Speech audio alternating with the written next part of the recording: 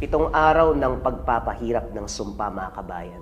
Itong kwento na to ay pinaka-perfect example na ang pagpapadala sa galit or biglaang galit, mga kabayan, ay merong matinding epekto para sa ating sarili. Bukod dun sa pagpapadala sa matinding galit, ang hindi pagpapakumbaba matapos mong makasakit ng damdamin ng isang tao. Kasi dito sa kwento na to, mga kabayan, 3 tao yung namatay. Sino-sino yung mga tao na yon? Yan ang matutunghayan nyo sa ating storya kung paanong ang isang mangkukulam ay gumante sa isang normal na tao. Shoutout pala para sa kabayan nating si Kent. Maraming salamat sa patuloy na pagsuporta sa channel. Kung gusto nyo ma-shoutout, mag-comment lang kayo sa video na ito. Ang kwentong ito ay hango sa totoong buhay. Mula ito sa isa nating kabayan na itago na lamang natin sa pangalang Andrea. Taong 1975, Iloilo. JD. Ang kwentong ito ay hango sa totoong buhay. Mula ito sa isa nating kabayan na itago na lamang natin sa pangalang Andres. Taong 1975, probinsya ng Iloilo. May isang pamayanan na nakatago sa gitna ng mga bukirin. Kilala ang lugar na ito sa 2 bagay.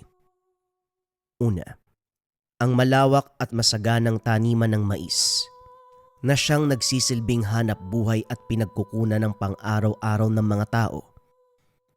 At pangalawa, ang mga kwentong hindi mamatay-matay tungkol sa kulam, barang, at mga anino na gumagala sa dilim tuwing sasapit na ang gabi.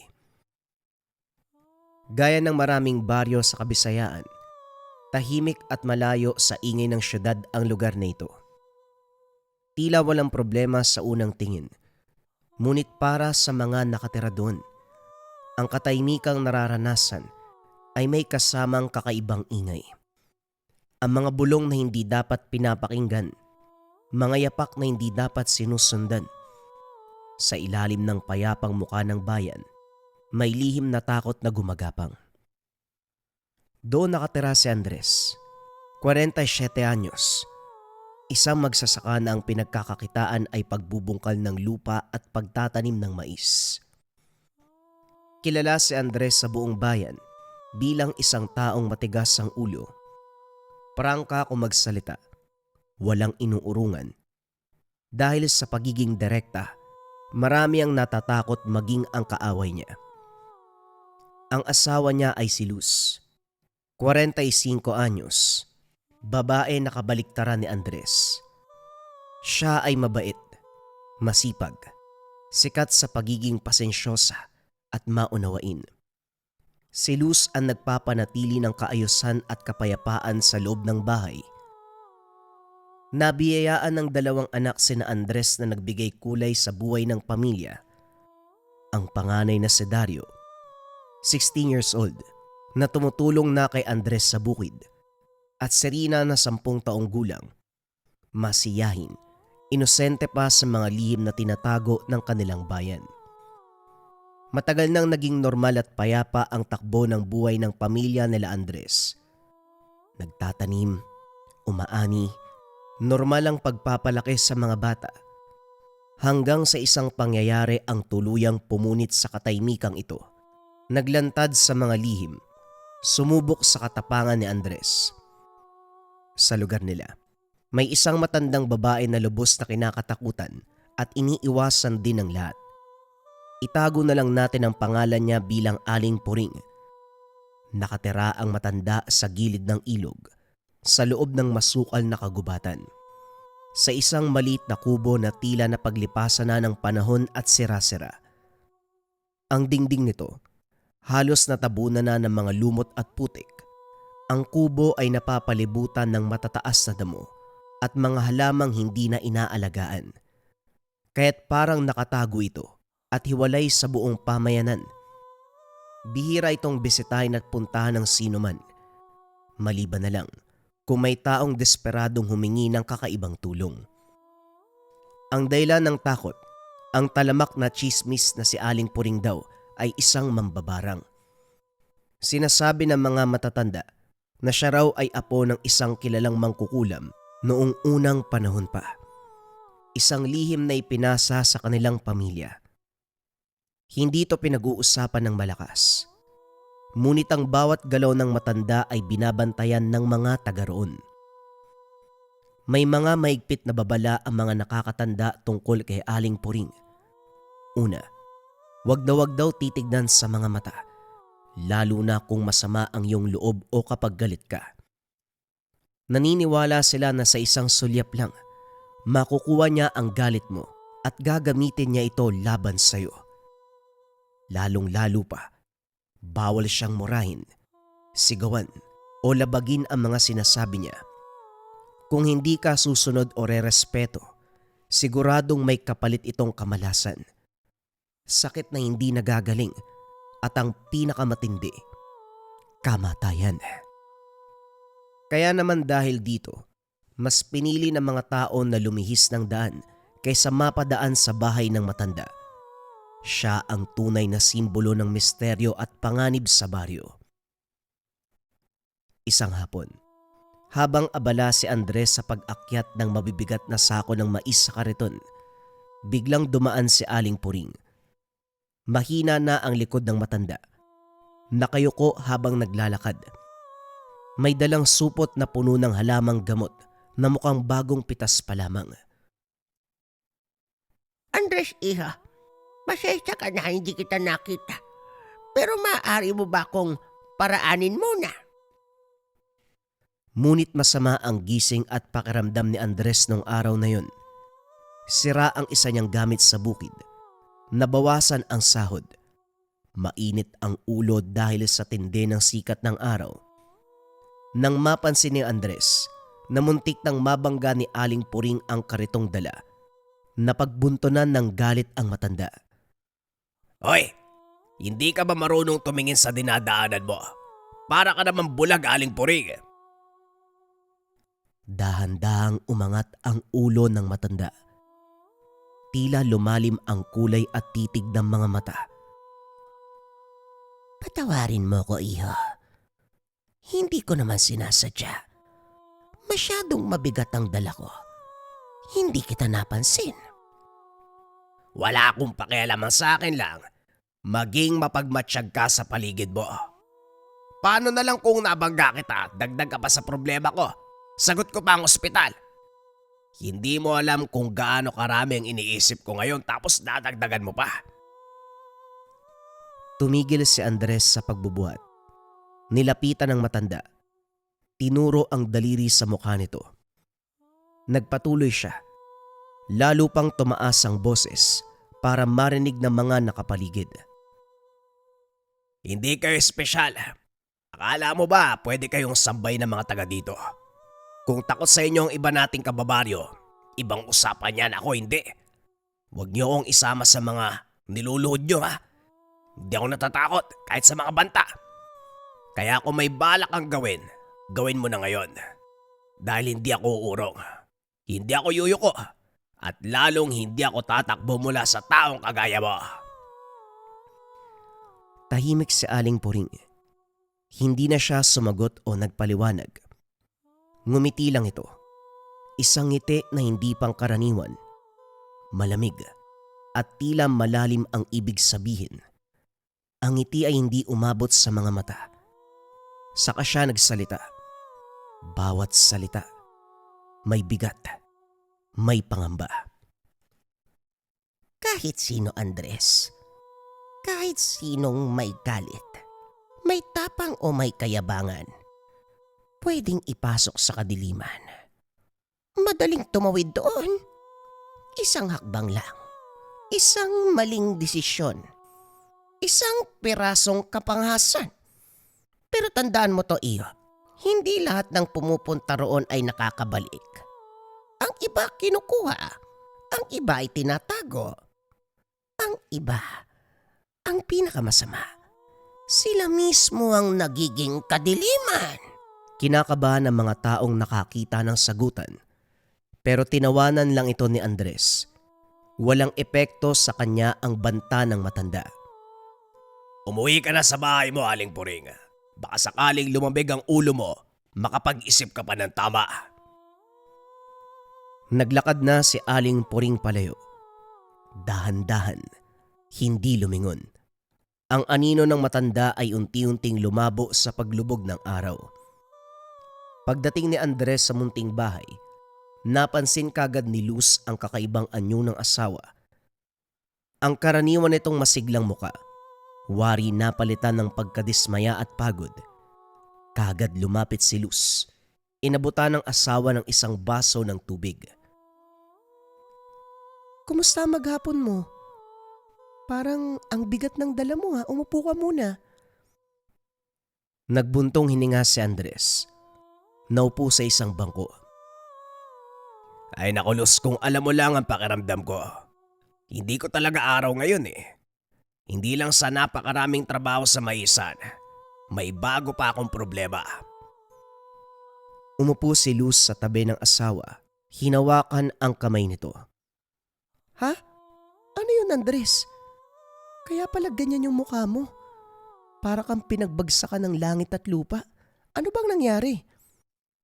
Nagkasagutan kami ni Aling Puring sa daan habang pauwi. Nag-init yung ulo ko. Laking gulat ni Luz. Dahilan ng matinding pag-aalala. Ano si Aling Puring? Bakit mo naman pinatulan? Kasi naman hindi siya marunong tumingin sa dinadaanan niya. Alam niya na may dala kong kariton na puno ng mga gamit at mais eh. Naku naman Andres, sana pinalampas mo na lang. Baka naman masyado mo siyang nasaktan sa sinabi mo. Sinabi ko lang naman ang katotohanan. Bakit? Ano akala niya sa atin dito sa baryo? Takot sa kanya? Pwes sabay niya ako. Hindi ako natatakot sa kanya at sa mga panggigipit niya. Bakit? Siya lang ba may karapatang magalit? Mag-iingat ka Andres. Alam mo ang kwento tungkol sa kanya, di ba? Kahit sobrang galit ka, sana nagtimpi ka na lang. Sana umiwas ka na lang sa gulo. Ano bang sinasabi mo? Ano mga kwento ba yan? Chismis lang naman yan. Basta ako hindi ako takot sa kanya. Paano kung totoo yung mga yon? Paano kung meron siyang gawing masama sa'yo dahil sa pag-aaway nyo? Andres naman, ako ang nag-aalala para sa'yo eh. Kinakabahan talaga ako, hindi na ako mapakali oh.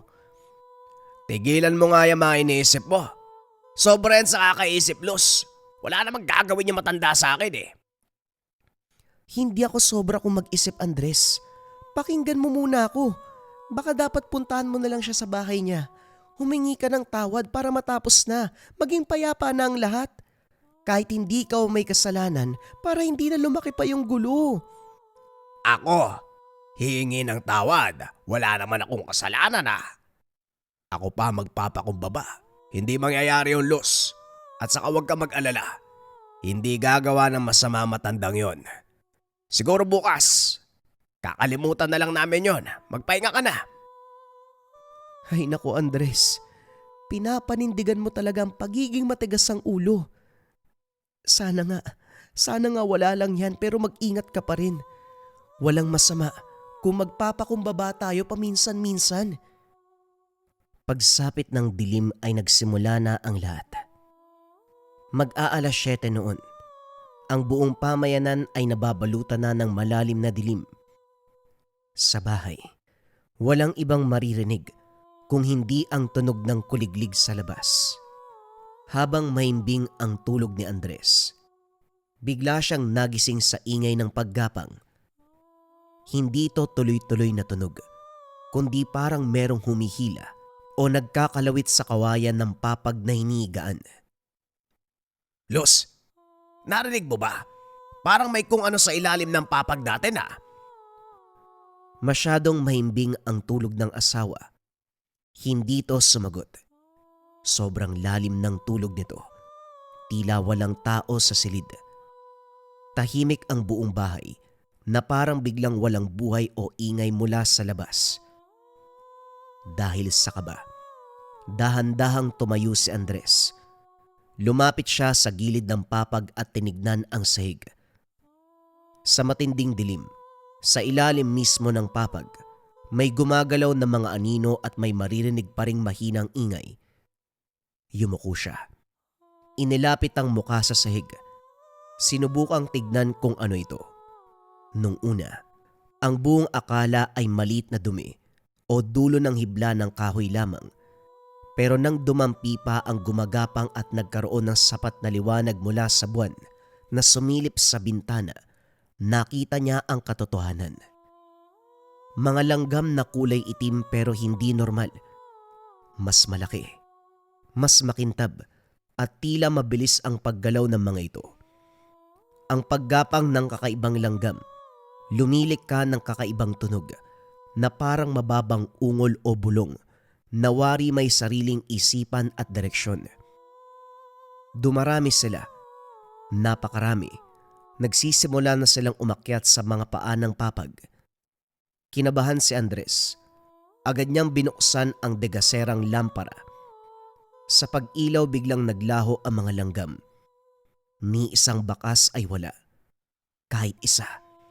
Walang patay. Walang gumagapang. Walang palatandaan na may mga langgam doon. Tinignan niya ang buong sahig at ang papag. Malinis ito. Guni-guni ko lang siguro mga yon. O baka dahil lang masama ang pakiramdam ko. Kaya kung ano-ano yung mga nakikita ko. Ngunit habang bumabalik siya sa papag, alam niya sa sarili na hindi ito guni-guni dahil totoo ang mga nasaksihan niya ng gabing yun. Kinabukasan habang kumakain silang mag-anak, napansin ni Luz ang bigat at pagod sa mukha ng asawa niya. O Andres, ano bang nangyari sa'yo? Parang iba yung aura mo ngayon ah.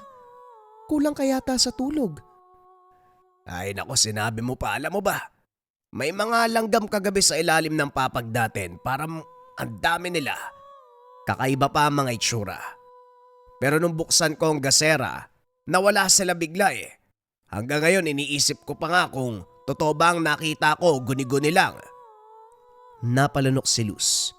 Para bang may sasabihin, pero nag-aalangan. Andres, ayoko sanang paniwalaan to pero Ay naku, Luz. Ano ba naman yung iniisip mo? Ikaw talaga. parang gusto ko nang paniwalaan na may mga nakita ka talaga kagabi. Hindi kaya si Aling Puring ang may gawa niyan? Huwag ka nga magsalita ng ganyan, Luz. Alam mo naman na hindi ako naniniwala sa mga aswang, kulam o barang. Matanda na si Aling Puring. Wala siyang magagawa. Ngunit nang lumabas si Andres upang silipin ang taniman, bigla siyang napahinto. Wasak ang buong hilera ng mga pananim. Hindi ito kagat ng baboy ramo at lalong hindi yapak ng alinmang hayop. May malinaw na padron at mga bakas paikot ang anyo na para bang sinadyang iguhit at planadong iniwanan. Para itong tanda ng isang lihim na ritual. Sa gitna ng taniman, may napansin siyang isang maliit na supot na kulay itim. Nakabilad sa ilalim ng araw, nanginginig ang kamay niyang binuksan ito. Muntik na itong maibato sa gulat. Sa loob ay may dahon ng saging, hibla ng buhok, mga pako, at isang amoy na matapang, tila dugo na pinainit sa apoy. Biglang umihip ang hangin, nanindig ang balahibo ni Andres. May boses siyang narinig, halos pabulong, halos gumagapang sa batok. Hindi lahat nakakabalik. Napaatras si Andres. Pilit niyang nilunok ang takot at pinigil ang panginginig ng katawan. Sino yan? Huwag mo akong takutin. Hindi mo ako kayang pabagsakin. Ngunit pagbalik sa bahay mula sa bukid, may panibagong sindak na naghihintay pagdating ng gabi. Ikalawang pagdilim. Habang mahimbing ang tulog ng buong pamilya, biglang napasigaw si Andres. Aray ko. Aray ko, Luz. Tulungan mo ako. Ang sakit ng dibdib ko. Nagising si Luz. Kagad tinignan ang dibdib ni Andres. Napatras siya sa tindi ng nakita. May sugat sa dibdib ang asawa. Parang pilit na inugot ang isang pako. Malalim ang hiwa at ang paligid nito ay nangingitim. Wari na bubulok. Diyos ko Andres, hindi na yan normal. Masama ang kutob ko sa mga nangyayari. Hindi ko na kaya, Luz. Dalhin mo ako sa sentro. Dalhin mo ako. Ipasuri mo ko. Baka sakaling magamot pa ito. Kagad nilang isinugod sa sentro si Andres. Pagdating ay sinuri ang sugat. Nakita ng doktor, may malubhang impeksyon. Kailan mo to naramdaman? Kanina lang, Dok. Hindi ko po napansin hanggang sa bigla na lang po sumakit. Pero pagtingin po ng misis ko, ganyan ang itsura. Inabot ng doktor ang mga gamot. Inumin mo sa tamang oras. Huwag na huwag mong kakalimutan. Makakatulong yan laban sa sakit, pati sa impeksyon ng sugat. Matapos ang lahat, umuwi na sila ng tahanan. Kinabukasan tila bumuti ang pakiramdam ni Andres. Halos wala na ang sugat sa dibdib, maliban sa isang peklat na malinaw pa rin ang bakas ng nangyari. Habang nag-aalmusal, nag-usap ang mag-asawa. Sabi ko naman sa iyo, Luz, walang masamang mangyayari sa akin. Kita mo, bigla na lang nawala yung sugat. Maraming salamat sa doktor. Kaso nga lang, hindi pa rin mapakali si Luz. Alam mo Andres, hindi talaga nawawala sa isip ko si Aling Puring eh. Pakiramdam ko may kinalaman siya sa lahat ng to. Napansin mo ba? Gabi-gabi nangyayari unang gabi tapos ngayong pangalawa na. Hindi ka ba nagtataka? Ikaw talaga, Luz, ang mahalaga. Ayos na ako. Bahala ka. Pero kapag may nangyari pa sa'yo mamayang gabi, ibang tulong nang hahanapin natin. Ikatlong gabi. Habang umiihip ang malamig at nakakakilabot na hangin sa labas, tahimik na nakahiga si Andres sa kawayan nilang higaan. Ang buong pamilya ay nagkukumot. Pilit hinaharap ang takot kapag sumapit na ang dilim. May narinig silang kalabog na malakas sa bubong na yero. Sunod-sunod ang tunog. Mabilis. Parang may matalim na kuko na umahagod at kumakaskas sa metal. Nayakap ni Luz ng maigpit si Rina, samantalang si Dario ay nanginginig, nagtago sa likod ng ina. Tay, ano po yun? Wala yan, anak. Baka daga lang. Sige na, anak. Matulog ka na. Ako nang bahala. Babantayan namin kayo ng nanay mo. Pilit na pinapanatag ni Andres ang boses para kumalma ang pamilya. Nang tumigil ang sunod-sunod na kalabog, biglang may narinig silang kakaiba. Isang tawang mahina, ngunit malalim ang umaalingaw-ngaw. Mula sa likod ng bahay, isang boses na hindi pangkaraniwan, hindi tipikal na tawa ng babae. Luz, bantayan mo si Rina at Dario. Ako nang bahala dito. Nagmamadaling kinuha ang lampara sa tabi ng higaan. Dahan-dahang lumabas ng bahay si Andrew. Tangan ang lampara na nagbibigay ng kaunting liwanag. Pagdating sa likod ng bahay, nakita niya ang isang itim na manok. Ngunit hindi ito simpleng manok lamang. Ang mga mata ay namumula. Parang nagbabaga. Sa dibdib ay may nakapaskil na maliit na peraso ng papel. Maingat na lumapit si Andrew sa manok. Nang basahin niya ang nakasulat, lalo siyang natakot. Sa ikapitong araw, ikaw ang ikapito. Dahil sa sunod-sunod na kaganapan, tinanggap ni Andres ang katotohanan na merong masamang puwersa na bumabagabag sa kanilang pamilya, lalong-lalo na sa kanya. Kaya't naniniwala na siya sa mga hinala ng asawang si Luz. Kinabukasan, hindi na nagaksaya ng oras si Andres. Maaga siyang nagtungo sa bahay ni Aling Puring, ang babaeng matagal na nilang pinaghihinalaan namang babarang. Pagdating sa lugar ng matanda, agad siyang sinalubong ng nakakabinging katahimikan. Ang kubo ay nakasarado at tahimik. Kapansin-pansin na walang bakas ng tao sa loob.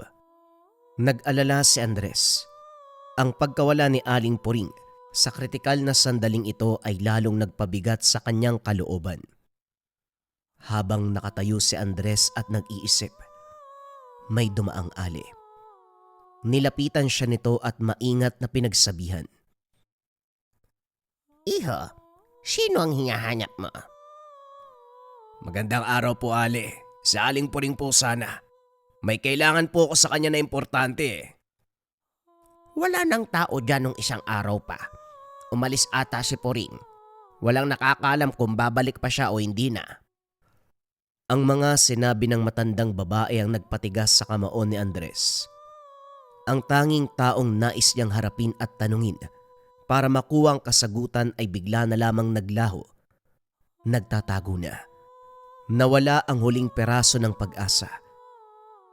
Napatingin si Andres sa madilim at makapal na gubat na matatagpuan sa kabilang bahagi ng baryo. Naalala niya ang sabi ng mga matatanda at mga kwento sa baryo. Ang madilim at makapal na gubat na yon ang siyang tagpuan. Doon daw nagtatago at naninirahan ang mga mambabarang nung unang panahon. At doon din daw sila kumukuha ng kapangyarihan at itim na salamangka na ginagamit sa masamang gawain. Habang nakatitig sa dilim ng kagubatan, unti-unting luminaw sa isipan ni Andres ang isang matinding hinala. Ang gubat na yon ang nagbibigay ng kasagutan. Hindi man naabutan si Aling Puring sa bahay nito. Naisipan ni Andres na baka nagtatago lang ang matanda sa likod ng makapal na puno. Baka naroon si Aling Puring. Nagtatago lang. Kung hindi siya makakakuha ng sagot sa kubo, marahil makuha niya ito sa kuta ng mambabarang. Pero bago pa siya makagawa ng plano, napansin niya na palubog na ang araw. Ang liwanag ay mabilis nang humihina. Nagbabanta na ang dilim na nagdadala ng takot. Lalo pa, alam ni Andres na may kumakalat na masamang kapangyarihan. Dahil dito, mabilis at nagmamadaling umuwi si Andres. Hindi niya pwedeng iwan ang pamilya sa bahay ng walang bantay. Habang papalapit ang dilim ng gabi, kakailanganin niyang mag-intay sa muling pagsikat ng araw. Kaso nga lang, pagsapit ng dilim ay nanaginip siya ng napakasama. Nakita niya ang sarili na nasa gitna ng isang malawak at napakalaking maisan. Walang liwanag, napakadilim, makapal at malamig ang hamog. Halos hindi makita ang daraanan. Sa paanan, may napansin siyang mga gumagapang na uod, kulay itim at puti. Mahaba, butas-butas ang mga ulo, parang bulok na laman. Dahan-dahan itong gumapang at padami ng padami. Mula sa dulo ng maisan, may papalapit na anino ng isang babae. Habang lumalapit ito, nakita niya ang mukha ni Aling Puring. Hindi ka na makakatakas, Andres. Ikaw ang kapalit. Ikaw ang ikapito. Habang nakatayo si Andres, may mga kamay na umusbong mula sa lupa. Marami ito, at ang mga kamay ay malamig. Tadtad ng bulok ang balat. Walang ano-ano. Kagad hinawakan ng mga kamay ang mga binti ni Andres. Nagsimula siyang hilahin pababa sa ilalim ng lupa. Para silang mga bangkay na pilit umaahon mula sa ilalim ng lupa at ngayon, siya naman ang nais silang hilahin pabalik sa kamatayan. Pilit siyang pumalag, pero napakalakas na mga kamay. Nagising si Andres sa sumisigaw, pawis sa pawis, at halos mapunit na ang lalamunan. Agad siyang sinalubong na nag-aalalang mukha ni Luz. Oh, Andres, anong nangyari sa'yo? Kumalma ka, panaginip lang yan. Nananaginip ka lang. Ang sama ng panaginip ko, Luz. Nakakatakot. Parang totoong nangyari sa akin. Ngunit ang mas nagpakilabot, nagpakita sa kanya na hindi lang ito panaginip, ay nang igalaw niya ang sariling binti. Tumingin si Andres sa kanyang binti at laking gulat na napansin ang isang malinaw na marka sa kanang bahagi, parang bakas ng mga kamay. Ang marka ay malamig, may kulay na bahagyang maitim. Animoy totoong nahawakan ng mga kamay mula sa panaginip. Ito ang pinakamasamang katotohanan. Ang panaginip ay nag-iwan ng pisikal na bakas. Pagsapit ng ika-4 na araw, habang nasa loob ng kubo ang buong pamilya, sinusubukang maging normal sa kabila ng takot. Biglang napansin ni Luz ang isang nakakabahalang pangyayari. Si Andres, napilit na nagtatapang-tapangan, biglang dinugo ang ilong. Hindi ito simpleng pagdugo dahil walang hinto. Kagad na kinuha ni Luz ang panyo at sinubukang punasan ang ilong ni Andres. Ngunit hindi pa man natatapos punasan, napansin ni Luz na sinundan ito ng dugo mula naman sa tenga. Maya-maya pa laking gulat nila nang makitang maging ang mga mata ni Andres. May kaunting dugong lumalabas na parang luha, ngunit kulay pula, na para bang may pumipilit lumabas na masama mula sa kaibuturan ng katawan ng ama. Diyos ko, Andres, ano bang nangyayari sa'yo? Bakit ka dinudugo? Tinitigan siya ng anak niyang si Dario. Ang muka ay putlang-putla. Tay, baka nakulam ka o hindi kaya baka barang yan. Sa puntong ito, tila may sumabog sa loob ni Andres. Hinarap niya ang mga ito at pilit na tinanggi ang katotohanan na matagal niya nang alam. Walang barang. Walang kulam. Hindi ako naniniwala sa ganyan. Pilit mang isinisigaw ni Andres ang boses. Mahahalata pa rin ang takot sa kanya. Ngunit sa kaibuturan ng kalooban, alam na alam ni Andres na mali ang mga nabitawang salita. Ang kakaibang marka sa binti, ang kalabog sa bubong, at ang babala ng manok ang magpapatunay na hindi simpleng sakit ang bumabagabag sa kanya. Tinitigan siya ni Luz ng matalim at ang tinig ng asawang nag-aalala ay naging mas kalmado pero may pinapaiwatig na pagkadismaya. Kung hindi to barang at hindi rin kulam, ano sa tingin mo nangyayari sa'yo, Andres? Hindi na yan simpleng sipon o lagnat. Huwag kang magkunwari. Lumapit si Luz sa kanya at hinawakan ang braso. Alam mo kung ano at kung sinong may gawa niyan sa'yo. Ayaw mo lang aminin sa sarili mo. Mas pinipili mong panindigan yung pagiging matapang, pati yung katigasan ng ulo mo. Dahil ba lalaki ka, kailangan mong itanggi ang katotohanan? Paano na lang kung may masamang mangyari sa'yo? Huwag namang ganun, Andres. Isipin mo naman kami, lalong-lalo ng mga anak mo. Natahimik si Andres. Nakatingin sa malayo. Bagamat hindi siya nagsalita, kahit ang katawan ay humina na, pilit pa ring pinapakita na matatag siya sa paningin ng pamilya, lalo na sa mga bata. Napabuntong hininga si Luz. Alam nito na hindi mapipilit si Andres na umamin, pero kailangan niyang kumilos. Dayo, bilisan mo, maganda ka. Puntahan mo si Manong Paklon sa kabilang baryo. Isa siyang veteranong albularyo. May alam siya sa mga ganitong bagay. Kailangan nating humingi ng tulong. Siya lang ang tanging makakapagsabi kung anong dapat gawin sa iyong ama. Ang pagpapasya ni Luz, isang malinaw na pagpapakita na hindi na sila aasa sa modernong gamot. Oras na para lumapit sa tradisyonal, para sagipin ang buhay ni Andres. Makalipas ang halos isang araw, sa wakas ay dumating si Dario kasama si Manong Paklon. May dala itong isang bag na puno ng mga kakaibang kagamitan para sa panggagamot. Tulad ng kandila, mga dahon at halaman, at iba't ibang uri ng langis at pananggalang. Pagtingin pa lamang ng albularyo kay Andres, agad siyang napatras ng kaunti. Kitang-kita sa muka ni Manong Paklon ang pagkabahala at pagkagulat sa nakita niya. Andres, hindi ito basta-basta.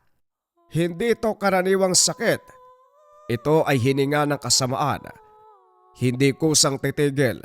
Kailangan natin itong labanan. Sinimulan ni Paklon ang pagsusuri. Inobserbahan ang sugat at ang balat sa dibdib ni Andres. Nilagyan ito ng laway ng mangkukulam at hindi lang isang gumawa nito. Mukhang dalawa o higit pa ang may kinalaman dito. Ha? Dalawa sila? Hindi ko maintindihan. Dalawa o higit pa. Hindi ako sigurado pero isa ang pakay nila. Ang kaluluwa ni Andres. Gusto nilang kunin. Kumuha si Manong Paklon ng isang puting kandila at isang botelya ng langis na may iba't ibang halaman sa loob. Inilagay niya ang langis sa palad at sinimulang ipahid sa sugat sa dibdib ni Andres.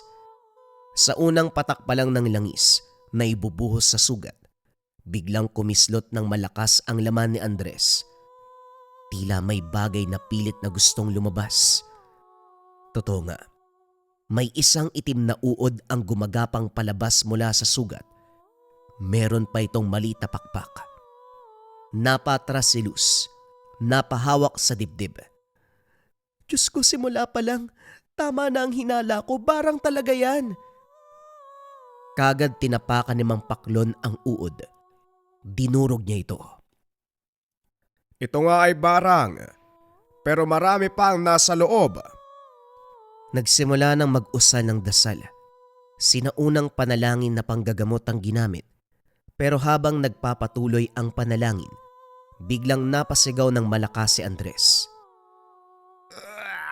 Sakit pakiusap! Alisin niyo ako dito! Masusunog ako! Habang sumisigaw si Andres, isa pang uod ang lumabas mula sa kanang tenga, isa pa sa ilong. Meron ding lumabas sa mata. Ang mga uod ay itim at kulay puti. Hindi na kinaya ni Luz ang nakita. Umiyak na lamang. Ayoko na, Manong Paklon. Tulungan niyo po yung asawa ko, maawa po kayo sa kanya. Hindi niya na kaya yung sakit. Ngunit lumod si Paklon at dahan-dahang umiling. Habang patuloy siyang nagdarasal, pinupunasan ng langis ang katawan ni Andres. Gagawin ko ang lahat, Los. Pero kailangan natin maging matapag. Kapag hindi natin naagapan, maaaring hindi naabutan ng bukang liwayway si Andres. Ang banta ni Mang Paklon ay malinaw. Oras na ang kalaban nila. Habang patuloy na ginagamot ang umaaligid na barang sa katawan ni Andres, may sinabi si Manong Paklon na lalong nagpalamig sa hangin sa loob ng kubo at nagbigay ng bigat sa bawat puso. Andres, sagutin mo ko ng totoo. May nagawa ka bang mabigat na kasalanan sa isang tao? Hindi ito simpleng sumpa ng taong nagalit lang. Tinitigan ni Manong Paklon si Andres at ang mukha nito ay seryoso. Ito ay sumpa ng taong nasugatan ng husto. Hindi lang sa katawan, kundi pati na rin sa kanilang espiritu at kaluluwa. Natahimik si Andres. Yumuko siya, tila nabibigatan ng alaala at pagsisisi. Alam ni Andres na ang tanong ni Manong Paklon ay tumama sa kanyang konsensya. Oo, nagkasagutan ho kami ni Aling Puring nung isang araw. Pinahiya ko siya sa maraming tao at binaliwala ko mga sinabi niya. Kagad na nahimik ang lahat ng nasa loob ng bahay. Si Luz ay napatingin kay Andres. Ngayon niya lang din nalaman ang buong kaganapan. Dahil pinahiya mo siya, Andres, para sa isang mangkukulam. Ang kahihiyan ay mas masakit pa kaysa sa pisikal na sugat. Ang paghamak sa kanilang kakayahan ay matinding insulto, kaya naman gumaganti siya sa'yo. Hindi na umimik si Andres. Walang maisagot dahil alam niya ang pinagmula ng lahat ng mga nangyari. Ngunit hindi pa tapos si Manong Paklon. Meron pang duktong na lalong nagpalala ng sitwasyon. Ngunit hindi lang siyang gumawa nito. May isa pang tumutulong kay Aling Puring. Isa pa na merong kaalaman sa kaliwa. Sino po? Sino pa ang gumagawa ng masama sa asawa ko maliban kay Aling Puring? Nag-isip si Manong Paklon. Inaalala ang isang pangalan. Ang lalaking hindi nagsasalita. Ang matandang hirap sa paglakad. Tama. Siya nga. Si Goryo. Nanlaki mga mata ni Luz. Hindi siya makapaniwala sa narinig. Si Mang Goryo? Yung bantay ng punso sa tabi ng sapa? Imposible, tahimik lang si Mang Goryo. Matapos ng kaganapan, sumapit na ang ika-6 na gabi. Habang patuloy na dinadasalan at ginagamot ni Manong Paklon si Andres, na halos wala ng malay sa matinding sakit, biglang kumulog ng malakas sa labas. Kasabay nito ang malakas na pag-ihip ng hangin na parabang nagbabanta. Napundi at namatay ang ilaw sa kubo. Naiwan ang lahat sa dilim. Sa gitna ng itim na dilim, may narinig silang kakaiba at nakakakilabot. Isang kumakalansing na tunog ang narinig mula sa bubong. Ang tunog ay tuloy-tuloy at mabagal. Parang may naglalakad sa ibabaw ng yero. Animoy mabigat ang paa sa bawat takbang. Si Rina, na natatakot na ng sobra, dali-daling nagtago sa ilalim ng mesa. Nanay, ayoko na po dito. Ayoko na po sa tunog. May narinig silang mahinang pagtawa sa labas. Pero si Andres, malinaw niyang naririnig ang tawa. Andres, ikaw ang kapalit. Ikaw ay akin na ngayon. Humigpit ang kapit ni Andres sa papag. Ang boses ay paina ng paina. Halos hindi na marinig. Luz, hindi ko na kaya ang sakit. Tulungan mo ako. Sumigaw si Manong Paklon sa gitna ng matinding dilim at kaguluhan. Habang yumuyugyog ang bubong at gumagapang ang nakakatakot na anino ni Aling Puring. Ang boses ay malakas, naguutos, pilit na lumalaban sa puwersa ng kadiliman. Luz, kunin mo ang asin. Isaboy mo sa hangin. Kailangan nating pigilan ang masamang espiritu. Kagad gumalaw si Luz. Kahit nanginginig sa takot, sinunod ang unang utos. Ngunit may idinagdag si Manong Paklon, isang bagay na mas mahalaga kaysa sa asin. May isa pa. Kunin mo ang dignom na kwintas sa mga gamit ko. Hanapin mo ang bag ko. Pansamantala mong isuot sa leg ni Andres. Kailangan niya ng proteksyon laban sa itim na kapangyarihan. Sa gitna ng dilim ng gabi at malakas na ingay, pilit na hinanap ni Luz ang may wagang kwintas ni Manong Paklon.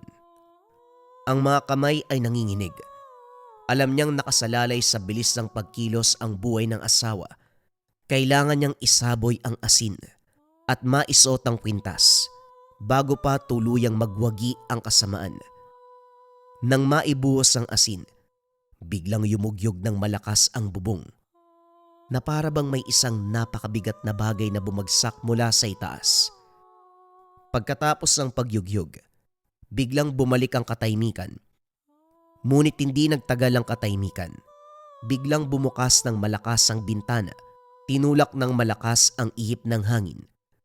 Doon sa labas ng bintana, may nakita silang isang anino, si Aling Puring. Ngunit ang mukha niya ay hindi na mukha ng tao. Itim na itim ang balat. Puting-puti ang mga mata na tila ba walang kaluluwa. At ang pinaka nakakakilabot, mula sa kanyang bibig, gumagapang palabas ang maliliit at maitim na insekto. Tinitigan ni Aling Puring si Andres ng matalim. Oras mo na, Andres. Ito na ang kabayaran sa kahihiyan na dinulot mo sa akin. Biglang nilamon ng dilim ang kapaligiran. Walang nakakita, walang nakarinig. Tanging ang paghingal at takot ng pamilya ang naiwan sa loob ng kubo. Ang panggagamot ay bigla ding natigil. Kinabukasan pagkatapos ng gabi ng sigaw, kulog at pagdating ni Aling Puring, ang kubo ay nabalot ng matinding katahimikan. Sumapit na ang ika-7 araw. Maimbing pa rin ang pagkakatulog ni Andres sa papag, pero hindi na siya gumagalaw. Sinubukang gisingin ni Luz. Tinapik ang pisngi. Ngunit laking takot niya nang maramdaman na malamig na ang katawan ng mahal na asawa. Manong Paklon, hindi ba to? Hindi na ituloy ni Luz ang tanong. Alam niya na ang sagot. Hindi makatingin si Manong Paklon sa mukha ni Luz. Yumuko lang siya. Dahan-dahang umiling. Luz, kinuha na siya ng sumpa at kulam. Ang nakasulat sa babala ay natupad. Sa ikapitong araw, ikaw ang ikapito. Hindi na ako umabot eh. Tinangay ng barang ang kaluluwa ng iyong asawa nung madaling araw. Wala na siya sa pagsapit ng umaga. Naiyak si Rina. Umiyak ng malakas habang maigpit ang hawak sa malamig na kamay ng ama. Tay, huwag niyo po kaming iwan. Bumalik po kayo sa amin.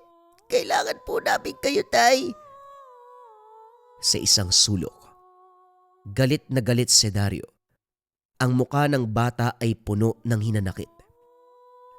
Manong Paklon, hindi to tama. Di ba magaling na albularyo ka? Nanood ka lang, wala ka namang ginawa eh. Bakit mo inayaang mamatay ang tatay namin? Hinawakan ni Mang Paklon ang balikat ni Dario. Alam ko kung saan nanggagaling ang anak mo. Subalit hindi ako nagpasya. Ang kapalaran ni Andres ay nasa kamay niya. Si Andres lamang ang pwedeng tumigil sa lahat habang siya'y buhay pa. Pero hindi siya nakinig eh. Hindi siya nagpakumbaba at humingi ng tawad. Hindi niya itinama ang kasalanang nagawa niya, kaya bilang kapalit, siya mismo ang kinuha. Matapos ang libing ni Andres, 3 araw ang lumipas. Ang pamilya ay nagluluksa pa rin ng may mangyaring kakaiba at nakakagulat sa bayan. Si Aling Puring ay natagpo ang patay sa kanyang kubo. Nakatihaya, nakadilat ang mga mata. Tila may nakita siyang nakakatakot bago binawian ng buhay. At ang mas nakakakilabot, may mga itim na langgam sa loob ng bibig ng matanda. Si Mang Goryo naman, natagpo ang bali ang lahat ng buto sa katawan. Nakahandusay sa sapa, tila inihagis ng malakas sa puwersa. May mga nagsasabing narinig daw nila ang tawa ni Andres nung gabi bago natagpuan ang mga bangkay. Ang kwento, binisita daw sila ni Andres bago tuluyang tumawid sa kabilang buhay. Pero may mas malalim na babala ang mga matatanda. Ang sino mang nagbukas ng pinto ng kadiliman, siya rin ang unang papapasukin nito.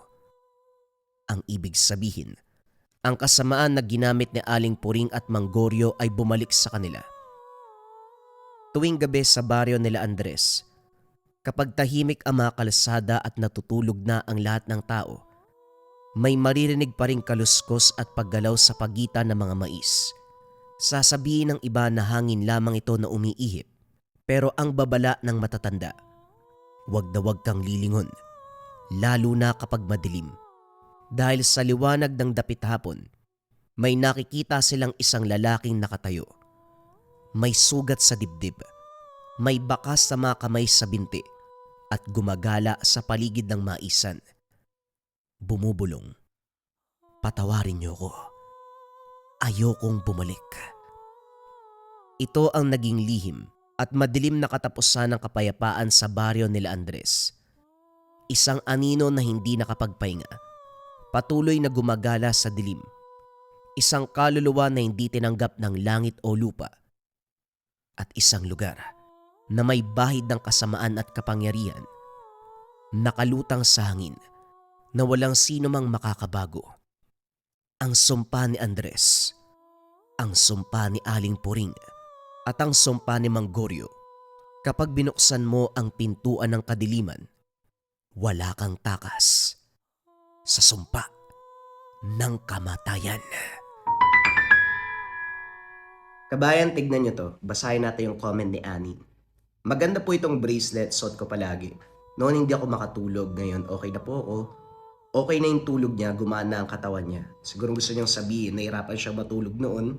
Then pag suot niya nitong Marahuyo bracelet, naging maayos na yung tulog niya. Napakaraming kabayan natin yung nagpapatotoo dito sa Marahuyo.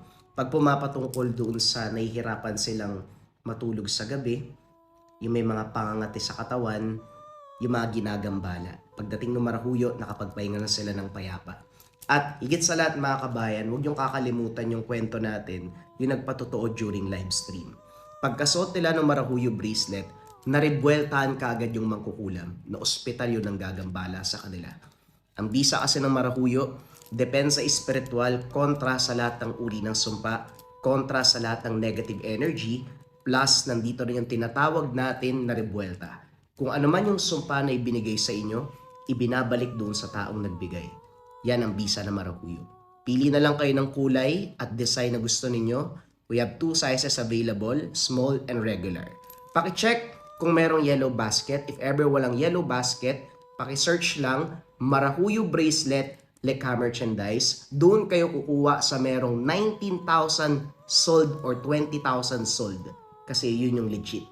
Yan lang mga kabayan ko. Maraming salamat.